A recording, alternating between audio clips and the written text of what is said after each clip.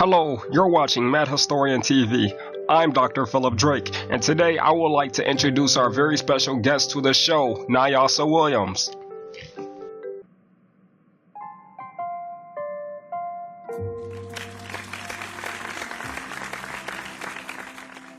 Hello there.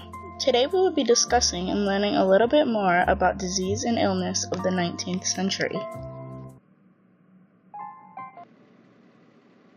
Throughout the 19th century, disease had become one of the least avoidable and most dominant causes of death. Although much technological advancement had occurred by this time, there were very little to no medicinal developments to better human immunity. Diseases of this time included cholera, malaria, yellow fever, typhoid fever, puerperal fever, tuberculosis, erysipelas, and gangrene. Let's start with tuberculosis. Tuberculosis, also known as TB, is a disease of the lungs caused by Mycobacterium. It is an airborne pathogen that is generally transmitted through coughing. How did it affect people of the 19th century? During this time, approximately 40% of the working population in North American and European cities died of tuberculosis. This brought many people to the belief that TB was a result of the industrial era. Today, TB is still very apparent in the world, infecting one-third of the entire world population. It wasn't until the early 20th century that it was discovered to be more commonly spread by carriers of the human immunodeficiency virus, more commonly known as HIV. Now let's talk about cholera. Cholera was by far the worst, nastiest epidemic of the 19th century. It is a severe bacterial infection caused by Vibrio cholerae of the small intestine, causing excessive watery diarrhea and vomiting. This eventually led to complete dehydration and, well, death. Can you still contract it today? Of course you can. Now, this doesn't mean that every time you have a stomach bug you should automatically jump to the conclusion that you have cholera, but it surely isn't impossible. In fact, many third world countries still face enormous death rates due to cholera. This is because it's contracted through fecal-oral transmission. For example, if someone with cholera's bacteria-ridden feces ends up in the water supply of the community, well, you know what that means. Everyone's getting cholera who drinks it. It can even be transmitted from contaminated food or milk. So, how did it spread so rapidly throughout the U.S. in the 19th century? Well, cholera reached the New York Harbor in 1832 and was spread to the U.S. via railways, canals, and steamboats, and existed mainly because of the poor sanitation system as well as constant dumping of infected waste. Here we have medical assistant Andrew. He'll help me to explain these next three common diseases and/or infections of the 19th century: malaria, yellow fever, and typhoid fever.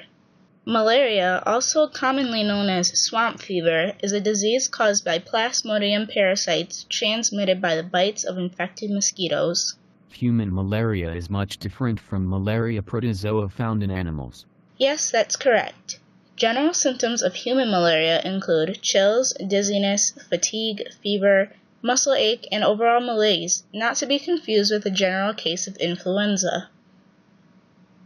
Although it may not sound too bad, malaria is extremely dangerous, as the parasites attack your blood cells directly.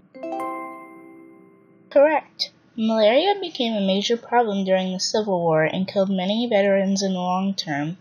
Even some of our most well-known presidents, such as George Washington, Ulysses Grant, and Abraham Lincoln, suffered from malaria. Yellow fever is also contracted through mosquito bites. Correct. Yellow fever is an infection caused by a virus called a flavivirus. It is much like malaria, only it has a much worse effect on the body. Yellow fever has three separated stages that makes the patient feel as if they are recovering from a basic illness and then suddenly begins to kill them, causing organs such as the liver and kidneys to fail and leading to deadly hemorrhage and heart failure. From 1839 to 1860, New Orleans had consistent epidemics of yellow fever, which led to more than 26,000 cases of it in the U.S.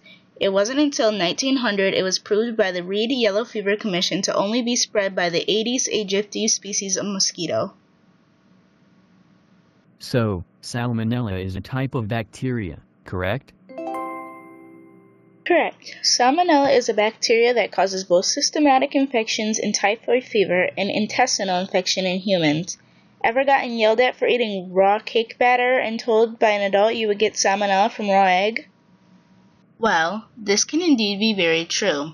Salmonella is contracted through bacterial-infected foods such as uncooked or undercooked meat, raw eggs, and contaminated water. It can also be contracted through touching animals such as turtles and certain birds who carry it on their skin. Symptoms of typhoid fever include skin rash, high fever, abdominal pain, and constipation or diarrhea. Along with cholera, typhoid fever was a top-killing disease and epidemic of the 19th century, as well as a major diarrheal disease. Really? Sorry. Excuse me. Typhoid fever was at its greatest peak the first year of the Civil War and gave everyone a hard time considering there was no treatment for it. Physicians even resulted in giving patients calomel, which eventually killed them from mercury poisoning. Large families and short life expectancies were very normal in this century, yet when such epidemics swept through the nation, it was nearly impossible to maintain a family without everyone, especially children, dying. Absolutely. Thank you so much for your help and time, Andrew.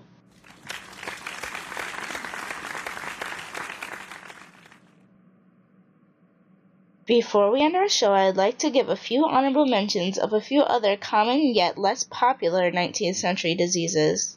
Number 1. Erysipelas, a less common yet very contagious skin disease caused by streptococci bacteria.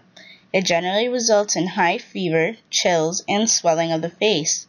Treatment in the 1800s included rubbing iodine on the skin and laxative purging. Number 2. Gangrene, an infection caused by bacteria called Clostridium perfringens that causes the skin and tissue to rot due to lack of blood circulation.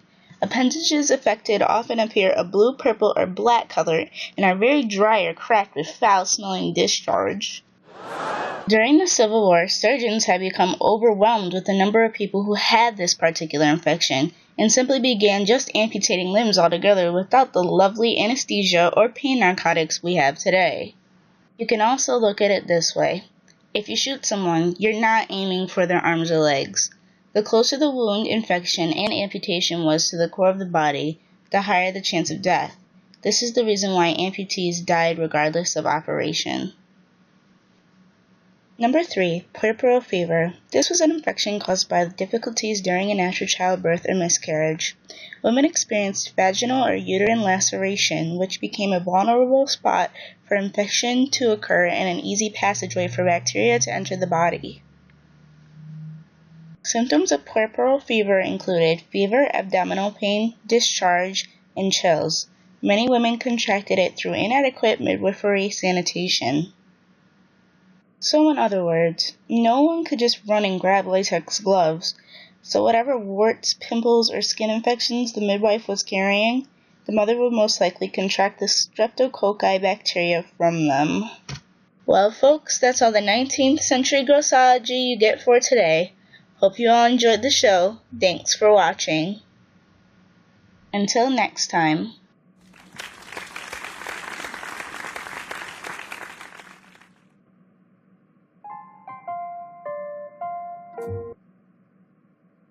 Make sure to tune in for next week's segment, a 20th century walk through the ER, here on the one and only Mad Historian TV.